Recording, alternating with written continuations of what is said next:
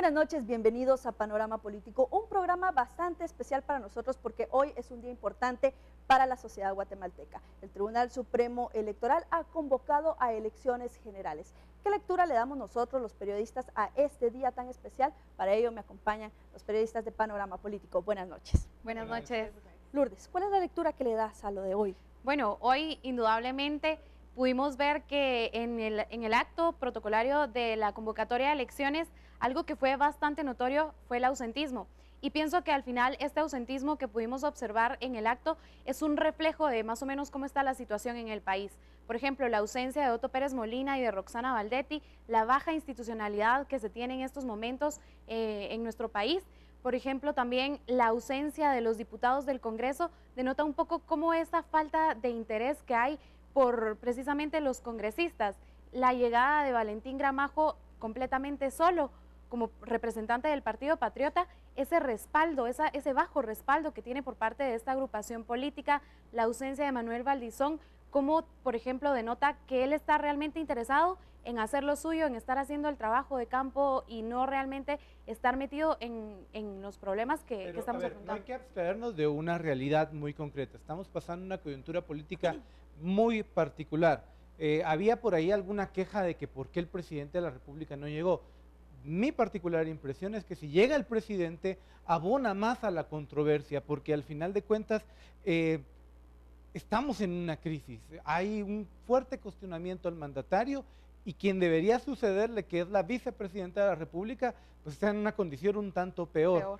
Pero no fue la única, Otto. Faltó, por ejemplo, el presidente de la Corte de Suprema Justicia, el presidente del organismo legislativo, y eso pues también abona a esta situación en el Tribunal Supremo Electoral. Pese a estas faltas, vimos también que también se vivió un ambiente como una isla, como que el inicio de las elecciones se da en una isla, mientras en otros puntos hay manifestación ciudadana, hay expresión ciudadana en rechazo al actual sistema. Sin embargo, no vimos movimientos movilizarse al Teatro Nacional, que también le hubiera dado otro tono a esta elección atípica que se inicia. Yo creo que es sumamente complejo. Lo que sucede es que yo siento o percibo que los están dejando solos.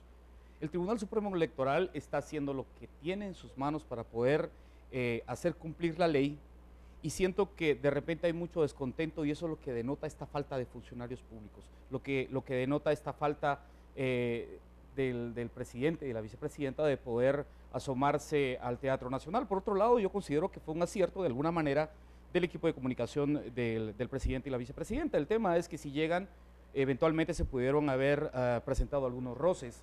Como la situación está, es un polvorín, y de repente se puede llegar a ese tipo de roces que los desgastaría un poco más de lo que... Pero fíjate, vos decías que se están quedando solos. Yo creo que se quedaron solos hace mucho tiempo, y ahí es que los políticos habían aprovechado un poco para atacar el papel del Tribunal Supremo Electoral. También hay que tomar en cuenta que se da en una fecha muy especial, hay un puente. Una lectura que nos hicimos es que no estaba el presidente de CACIF ahí, y algunos otros dirigentes sociales que habían cerrado filas en torno al tribunal, y que no necesariamente significa que hayan dejado solo al tribunal en esta coyuntura. Pero me parece que ellos se excusaron de no llegar. El sector privado mandó ahí una excusa. Claro. El presidente no enfrenta esta situación y dice nada más que no lo habían invitado. Entonces, aunque es un acierto... Exacto, ese es otro tema. Me gustaría que habláramos del mensaje del presidente del Tribunal Supremo Electoral, de los magistrados. Ellos decían: ciudadanos, vayan a votar, vayan a las urnas, voten por quien quieran, pero no dejen la papeleta en blanco ni voten nulo. Esto es bastante importante, tal vez es lo más resaltable del acto de convocatoria que se dio hoy, porque realmente en medio de esta crisis política y social que estamos atravesando, esta es la primera reacción de la ciudadanía, la apatía por la política. Sin embargo, el presidente del Tribunal Supremo Electoral hace este llamado y enfatiza en que nosotros como ciudadanos tenemos ese deber y esa responsabilidad de un voto consciente, libre y sobre todo bien informado. Sí, pero esa apatía no va a cambiar si el tribunal en este momento que arranca las elecciones no muestra esa dureza o sigue continuando con esa dureza. Pero tampoco depende solo del tribunal, también de los partidos políticos. Y les voy a dar un ejemplo. Revisando un poco el reglamento de la ley electoral y de partidos políticos, hay un artículo, el artículo 49, que señala que, por ejemplo, todos los partidos políticos que hayan incurrido en campaña anticipada no pueden celebrar asambleas por estar señalados de hacer campaña política anticipada.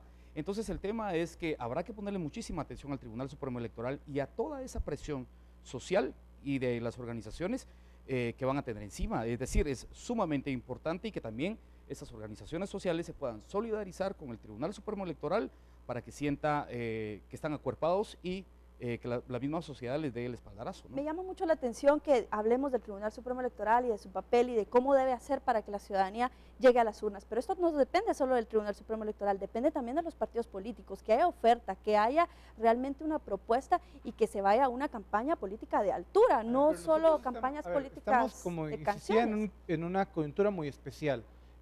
Hay un fuerte cuestionamiento a la primera institución del país, que es la Presidencia de la República, y a la vicepresidencia. Es muy difícil para el Tribunal Supremo Electoral hoy asumir el papel que debe asumir, porque estamos al borde del colapso y del desencanto hacia el sistema de partidos Lo políticos, malo al es que final de siempre cuentas. hemos estado así, Pero- o sea, pero nos viven hoy- diciendo que pero- estamos en agonía. No, pero hoy en particular las protestas están tomando un matiz muy interesante y pudimos verlo en las notas que nos presentaba María Luisa y una de Esli Melgarejo hace unos minutos. El reclamo iba al presidente y la vicepresidenta, pero también A los hacia el partidos. partido líder, A que los mañana iba a utilizar, o va a utilizar, mejor dicho, el epicentro de estas protestas como su mitin principal para presentar a Manuel Balizón. Pero Y eso la gente, perdón, lo está tomando como una bofetada. Hay algo muy interesante y yo quisiera resaltar eso. Y es que hay que ponerle mucho coco también a los personajes que vienen acompañando a los diferentes partidos políticos.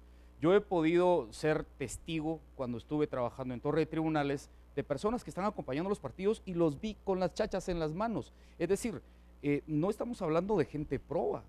Son personas que han reclutado, que tienen que ver con nexos con el narcotráfico y de otros negocios sucios. O sea, hay que ponerle muchísimo coco a la gente que está detrás de esos partidos políticos. Gracias, Miguel. Con esto hemos concluido este primer bloque. Los invitamos a que sigan en el siguiente bloque de Panorama Político.